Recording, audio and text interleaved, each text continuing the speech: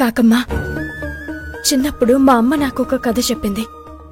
ఒక సాధువు నదిలో స్నానం చేస్తుంటే ఒక తేలు నీటిలో కొట్టుకుంటూ కనిపించిందంట. సాధువు వెంటనే దాన్ని దోసెట్లో నీళ్లతో సహా పట్టి బయటికి వేయబోయాడు. తేలు సాధువుని కుట్టింది. సాధువు వెంటనే వదిలేశాడు. మళ్లీ నీళ్లలో మునిగిపోతున్న తేలుని జాగ్రత్తగా పట్టి ఒడ్డున పడేశాడు.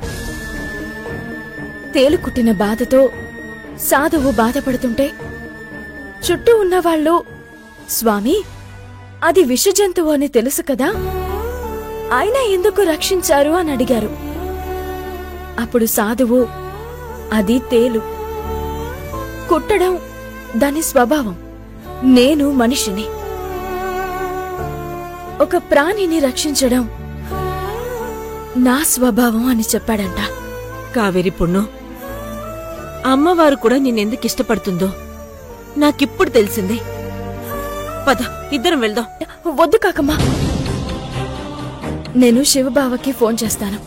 ఇద్దరం కలిసి వెళ్దాం. నువ్వింట్లోనే ఉండి ఆ యమజ ఏం చేస్తుందో గమనించు. సరే పొన్ను. ఆటో,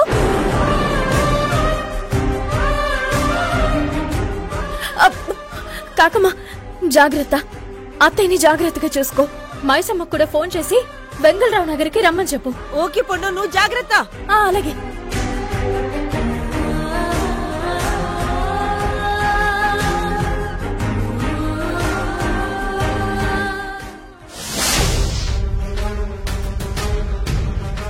ఏంటి,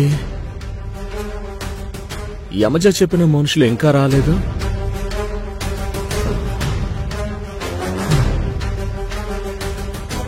కొంప తీసి మళ్ళీ ఏదైనా డ్రామా ప్లే చేస్తుందా?